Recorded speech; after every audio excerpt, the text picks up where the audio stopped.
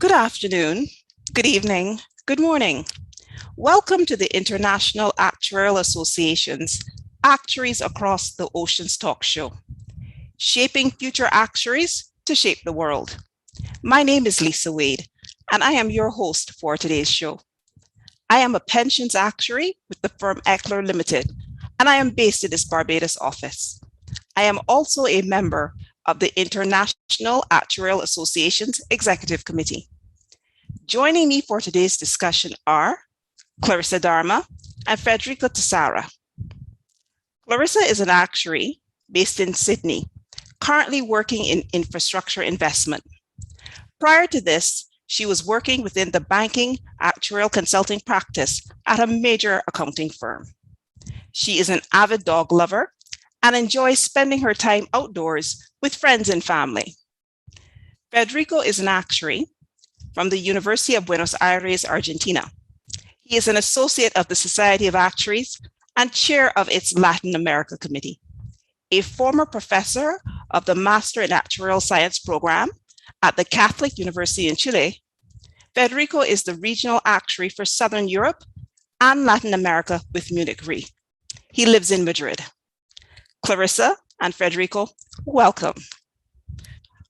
Today's discussion will focus on the issue of climate change and the role of the actuary, with a particular emphasis on those in the profession who are early in their career.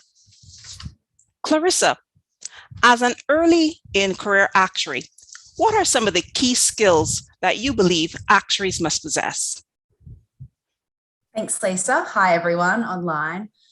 So I guess as Lisa mentioned, I am quite early in my career. I only just qualified with the Institute in Australia last year, and I'm really starting out. So I guess as an actuary, technical skills are a given. You get so much training and you're doing so much modeling that everyone kind of recognizes you as a technical expert. But I think the thing that actuaries should possess and kind of market as well to everyone is the interpersonal and commercial skills. So I think the actuaries have a very unique way of thinking and solving problems and a unique perspective. And I think this can be applied to so many different areas, not just insurance, not just banking. And I think that's something that we should really build upon and kind of show to the market.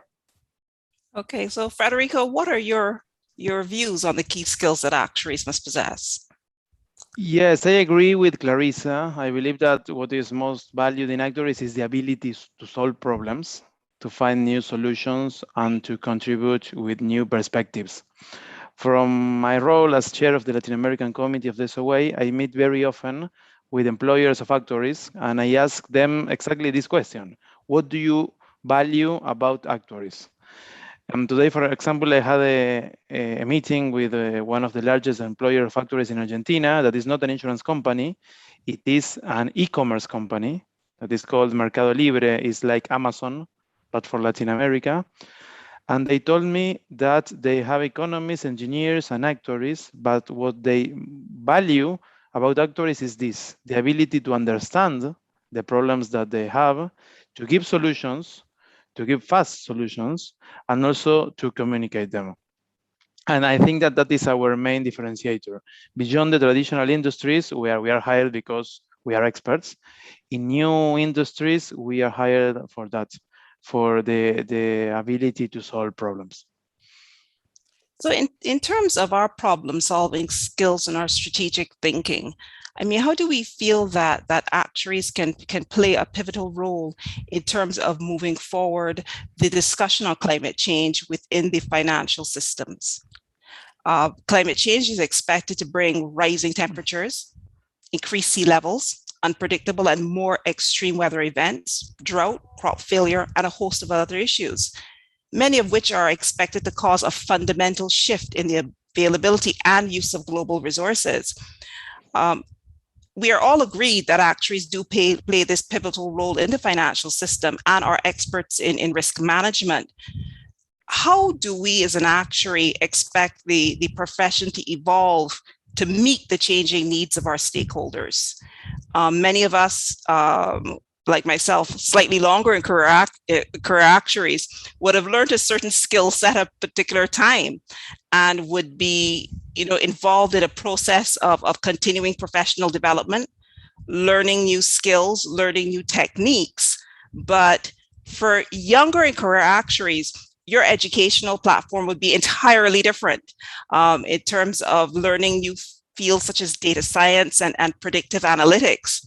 So how do you see us being able to use some of these skills to impact the work that actuaries do in the area of climate change? Federico? I think that the climate change will affect us all, and low-income people will be the most affected by it. So that is why we must act very quickly. There is a very interesting paper published in September 2020 by the International Actuarial Association that is called Importance of Climate-Related Risk for Actuaries. There you have a list of things that actuaries can do regarding this. I have been reviewing them. For example, one of them is reviewing the underlying models used in the work for the sustainability of the climate-related risk. Another one is related to creating insurance products and pricing structures for this type of risk, aligning insurance product design, again, the pricing and product development, encouraging pension funds, insurers, and other clients to be active investors and who to support the management of climate-related risks, sharing expertise in modeling with other type of industries. This is very important to share our experience. We have a lot of experience in modeling, but most of times related to climate, it is related to reinsurance, but we can apply it to other industries also. Also developing investment strategies. I think that maybe Clarissa will talk about it later, and also giving advice to various different type of organizations, including governments and other policymakers, and disclosing the work in clear and ambiguous terms about climate change. Thank you, Federico. This is a lot of really interesting discussion with a range of many very interesting things. So Clarissa, I'm going to ask you a question. You decided to become an actuary. You're highly mathematical. I'm sure there are a range of many other things that you could have done with your time.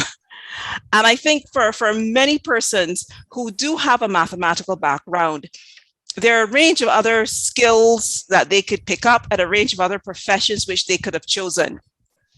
What made you want to become an actuary? And how do you think we can attract persons into the actuarial profession to work on these really, really difficult and fundamental, issues that the profession currently has to face? Yeah, Lisa, that's like a super interesting question, because I guess in Australia, you can actually do your undergrad and do your part 1 qualification with the Institute. So when I chose to become an actuary, I think I was 17. So obviously at 17, you kind of choose something because you have the marks for it. It seems like a good profession. But I think, the longer I stayed in the actuarial profession, going through my exams and starting work, you realize there's a real community and a real benefit to being part of like a profession. Because, for example, I've met you, Lisa, I've met you, Federico, from all across the world, and people that are quite senior actuaries that are more than happy to kind of, speak to you and mentor you and give you advice. And I think above all, that's like extremely valuable. I think another thing that I've kind of learned being a junior actuary and starting off my career is that the actuarial profession isn't just actuaries. So, for example, with me, I have experience in general insurance reserving. I've moved into the banking practice where I was pricing banking products, and now I work in infrastructure investment in kind of a strategy and product development role.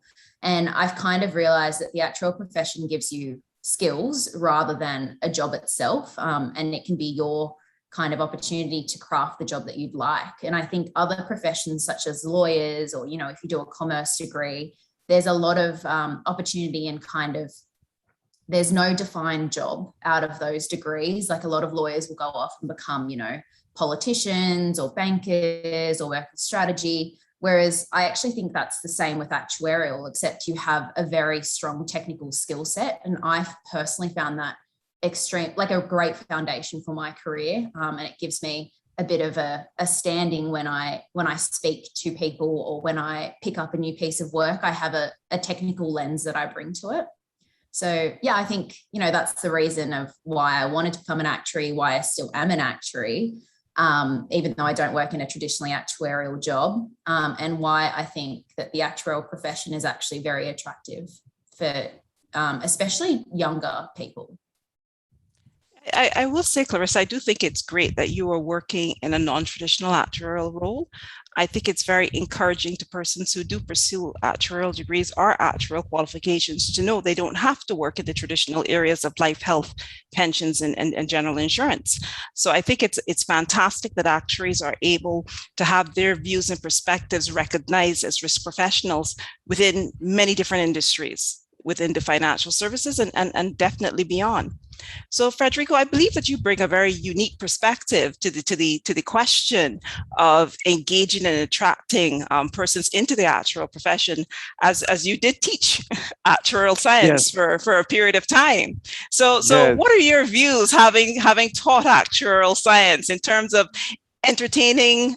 I say entertaining millennials. Millennials like to feel engaged and entertained and believe that what they're doing is exciting. So what are your perspectives in terms of attracting millennials and into the profession and to stay working within the profession and not just to pursue the degree? Yes, that's a challenge. I have been teaching actuaries for more than 10 years. First of all in Argentina, then in Chile, and now we do the webcasts around Latin America. So yes, I think that a totally new world is beginning. And that world is related to digitalization, Internet of Things, machine learning, and that will provide an enormous amount of data that actuaries will need to know how to analyze in order to turn it into solutions that improve the quality of life of people. So I think that the challenge for actuaries is this: analyze the new amounts of data that every day are being created by internet, machine learning, and all that, and to convert it into solutions, from data to solutions. And there you have the work of the actuaries. You have, for example, autonomous cars that will need new types of insurance. You have artificial intelligence software that will also need insurance. You need increasingly frequent natural disasters or pandemics that will also need new, increasingly complex new insurance products.